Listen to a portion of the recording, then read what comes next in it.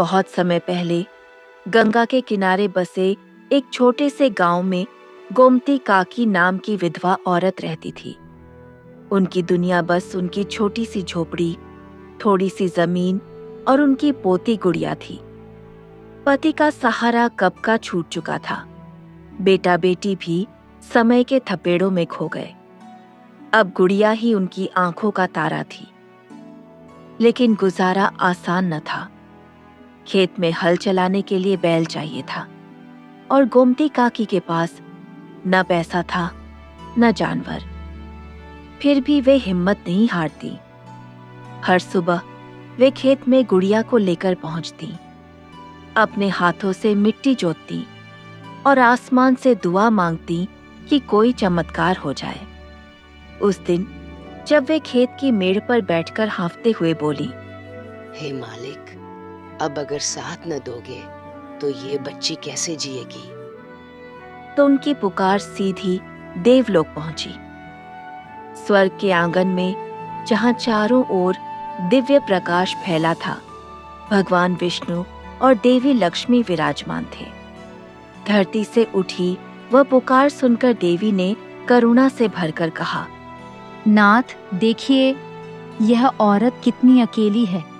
बूढ़ी हड्डियां भी मिट्टी जोत रही हैं और छोटी बच्ची उसका हाथ थामे साथ खड़ी है। क्या ऐसी तपस्या व्यर्थ जानी चाहिए? देवी, दुनिया में बहुत लोग मदद की गुहार लगाते हैं, परंतु हर किसी की सहायता नहीं की जा सकती। हमें देखना होता है कि कौन सच्चे दिल से कर्म कर रहा है और कौन बस रो रहा है। तो क्या आपने नहीं देखा? यह औरत हार मानने वाली नहीं। बिना बैल बिना साधन भी खेती का प्रयत्न कर रही है। उसकी आंखों में आशा है और उसके श्रम में भक्ति। सही कहा तुमने लक्ष्मी। जो मनुष्य कठिनाई में भी कर्म करना नहीं छोड़ता, वही वास्तव में हमारी कृपा का अधिकारी है। इस औरत की मेहनत और बच्ची की मासूम आस्था हमें बाध्य कर रही है। तो फिर इसे हमारी ओर से सहारा दीजिए। कोई ऐसा साथी भेजिए जो इसके जीवन का बोझ हल्का करे।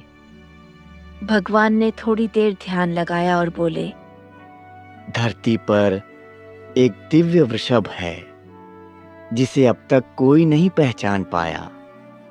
वह बलशाली भी है और उसमें दिव्य शक्तियां भी छुपी हैं। मैं उसी को इस औरत के पास भेजूंगा। पर ध्यान रहे, यह कोई साधारण बैल नहीं होगा। इसके आने से गांव की तकदीर बदल जाएगी। तो नाथ, आज ही इसे उनके जीवन में उतार दीजिए। यह बच्ची और उसकी दादी सुख और आशा के योग्य हैं। ठीक है देवी। आज संध्या को जब वे घर लौटेंगी तो उन्हें हमारा वरदान मिलेगा। शाम का समय था। सूरज डूबते डूबते खेतों को सुनहरी आग में बदल रहा था। गोमती काकी और गुड़िया खेत से लौट रहे थे कि रास्ते में एक अजनबी बैल खड़ा दिखा। सफेद चमकदार रंग, बड़ी बड़ी आंखें और गले में पीतल की घंटी। काकी देखो, कितना सुंदर बैल है। इसका तो कोई मालिक भी नहीं दिख रहा। अरे, कहाँ से आया होगा? इतने अच्छा बैल खुला कैसे घूम सकता है? कहीं किसी का खोया हुआ तो नहीं? दादी, भगवान ने आपकी दुआ सुन ली। देखो, ये बैल हमारे लिए ही तो आया है। गोमती ने आसमान की ओर देखा और मन ही मन बोली, हे प्रभु, ये क्या सचमुच आपका भेजा हुआ वरदान है? गोमती ने मन में सोचा, अगर ये सच में किसी का है तो मालिक ढूंढने आ जाएगा। तब तक इसे रख लेने में क्या दिक्कत है?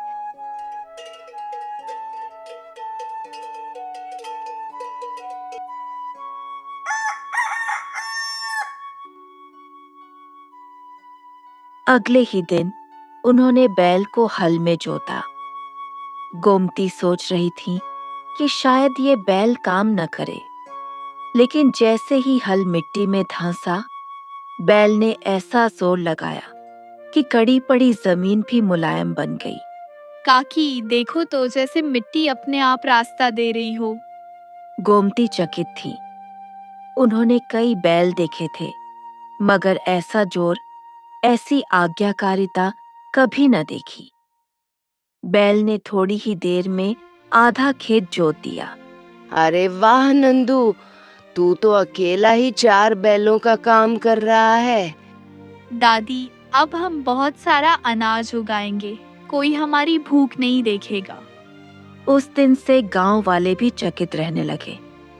गोमती काकी का खेत तो लहलहा उठा है। अरे ये बैल बड़ा अजीब है, थकता ही नहीं। लोग फुसफुसाने लगे कि ये बैल साधारण नहीं है। गुड़िया ने बैल का नाम रख दिया नंदू। वह घंटों उसके साथ खेलती, उसके गले की घंटी बजाती और कहती, नंदू, तू तो मेरा सबसे अच्छा दोस्त है। काकी तो हमेशा काम में लगी रहती है, तू ही मेरे साथ खेलता है। नंदू मानो उसकी बातें समझता। उसकी आंखें चमकती और वह अपनी पूंछ हिलाकर जवाब देता। गोमती दूर से देख रही थी। उनके मन में शंका भी थी, मगर पोती की मुस्कान देखकर सब भूल जाती।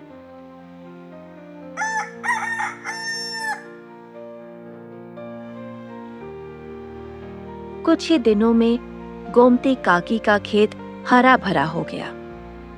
जहां पहले सूखी मिट्टी थी, वहां अब तरह तरह की सब्जियों की कतारें लहलहा रही थी।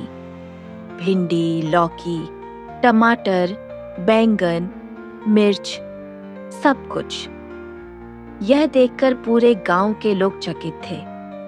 अरे गुड़िया, ये सब्जियां तो मानो रातों रात ही उगाई। ऐसा तो मैंने जीवन भर न देखा। दादी, मैंने तो कहा था ना, नंदू जादुई है। देखो, जब से वो आया है सब अच्छा हो रहा है। नंदू पास ही खड़ा अपनी पूंछ हिला रहा था।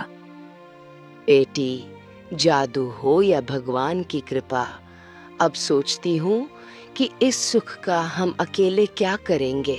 गांव में और भी तो लोग हैं जिनके घरों के चूल्हे ठंडे हैं। तो दादी, क्यों ना हम सब्जियां सबको दे दे? मुझे तो अच्छा लगेगा, सब बच्चे भी खुश हो जाएंगे। हाँ गुड़िया, तू ठीक कहती है। खेत ने हमें भर भर कर दिया है। चल, आज गांव के लोगों को बुलाते हैं। शाम को गोमती काकी अपने आंगन में सब्जियों की टोकरी सजाकर बैठी। धीरे धीरे गांव वाले आने लगे। अरे काकी, तुम्हारे खेत में ये सब कैसा चमत्कार हो गया? हमारे खेत तो बरसों से ऐसे नहीं लहलहाए। ये सब ऊपर वाले की कृपा है और उसका दिया हम सबका है। काकी, तुम सचमुच बांट दोगी? इतना सारा परिश्रम किया है तुमने। सीमा, सुख तभी सुख है जब सबके हिस्से में जाए, वरना अकेले के लिए तो ये सब बोझ बन जाएगा। थोड़ी ही देर में पूरा आंगन रौनक से भर गया। हंसी खुशी और आशीर्वादों की आवाजें गूंजने लगी। काकी, तुम्हारी उदारता हम जीवन भर नहीं भूलेंगे। तुम्हारे हाथ से मिली ये सब्जी अमृत से कम नहीं। गोमती काकी की आंखें भर आईं। उन्होंने नंदू की ओर देखा और धीरे से कहा, तू सच में भगवान का भेजा हुआ है। तेरे आने से न केवल मेरा बल्कि पूरे गांव का जीवन बदल रहा है। गांव के चौपाल पर रामलाल बैठा था। तभी पास से भोला राम आया, जो गांव का सब्जी वाला था। उसकी आदत थी कि बासी और मुरझाई सब्जियों को भी ऊंचे दामों में बेच देता था। लोग मजबूरी में उसे ले भी लेते थे। अरे रामलाल, कहाँ गायब थे आजकल? दुकान पर नजर ही नहीं आए। अरे भोला राम भाई, हम तो सब गोमती काकी के घर गए थे। अरे क्या बताऊं, खेत में सब्जियां ऐसे लहलहा रही हैं जैसे किसी जादू ने छू लिया हो। आज काकी ने पूरे गांव को बुलाकर सब्जियां बांटी। वाह, बरसों बाद इतना अच्छा खाना नसीब होगा। क्या कहा? काकी सब्जियां मुफ्त में बांट रही हैं? हाँ भाई, और सब्जियां भी ताजी तरीन। तुम्हारे यहाँ से जो मिलती हैं ना, वैसी तो बिल्कुल नहीं। भोलाराम को लगा मानो उसके पैरों तले जमीन खिसक गई हो। अगर गांव वाले गोमती काकी से सब्जियां लेने लगे तो मेरी दुकान पर कौन आएगा? ये सब उस बैल का खेल है। वही नंदू। शाम ढलते ही भोलाराम सीधा गोमती काकी के घर पहुंच गया। आंगन में गुड़िया और नंदू खेल रहे थे। काकी, तुमने तो कमाल कर दिया। पूरा गांव तुम्हारी वाहवाही कर रहा है। मैं सोच रहा था ये बैल बड़ा अच्छा है, बेचोगी इसे? अरे भोलाराम, कैसी बात कर रहे हो? नंदू तो हमारे परिवार का हिस्सा है, बेचने की बात मत करना। देखो काकी, मैं मजाक नहीं कर रहा। तुमसे जितना दाम मांगोगी दूंगा। 100-200 नहीं, 1000 रुपए भी दे दूंगा। नहीं, नंदू हमारा दोस्त है, हम इसे किसी को नहीं देंगे। तुम्हारे पैसों से हमें क्या लेना? हमारे पास जो है वही काफी है। भगवान की दी हुई चीज को हम बेचना नहीं चाहते। काकी, सोच लो, इतना धन मिलेगा कि तुम्हें उम्र भर काम नहीं करना पड़ेगा। न गुड़िया को मेहनत करनी होगी, न खेत जोतना पड़ेगा। भोलाराम, धन से ज्यादा प्यारा है विश्वास और साथ। नंदू हमारे लिए बैल नहीं, आशीर्वाद है। अब तुम चलो, ये सौदा मुमकिन नहीं। दादी, नंदू कहीं नहीं जाएगा। भोलाराम तिल मिलाकर वहां से चला गया। जाते जाते मन ही मन बोला, ठीक है गोमती काकी, जब प्यार से काम नहीं बना तो कोई और रास्ता निकालना पड़ेगा।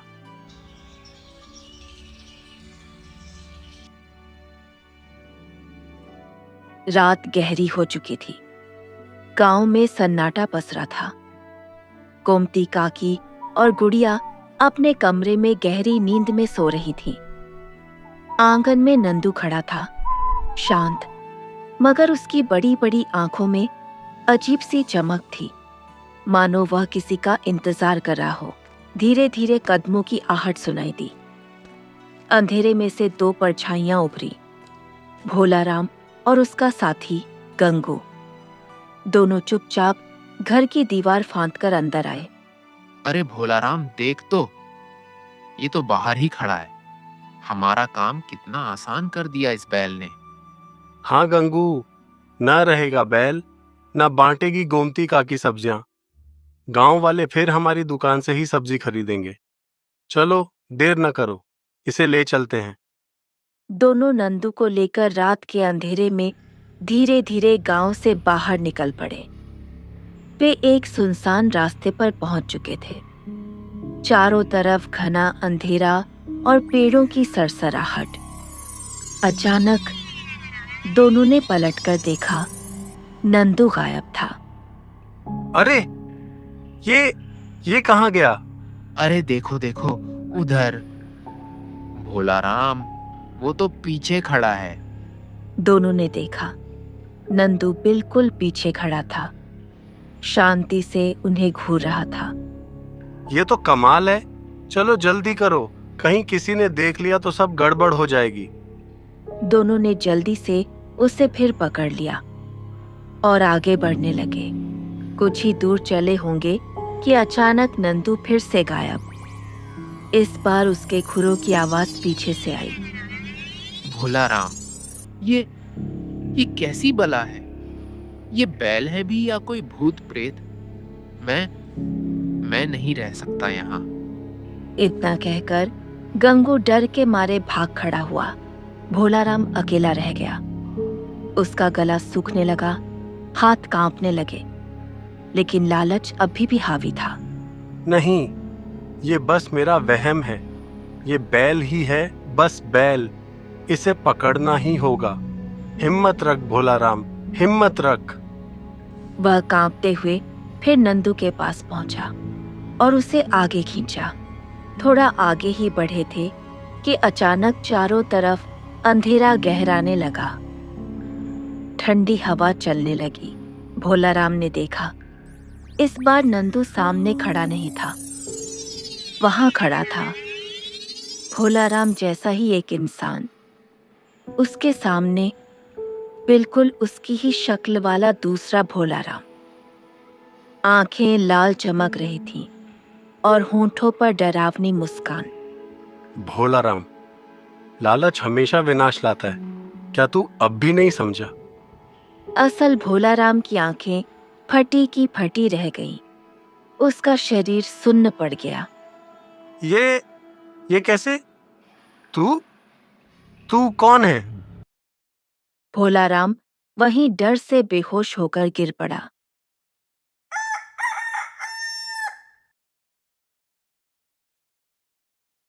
अगले दिन जब भोलाराम को होश आया तो बिना देर किए वह सीधे काकी के घर की ओर दौड़ा।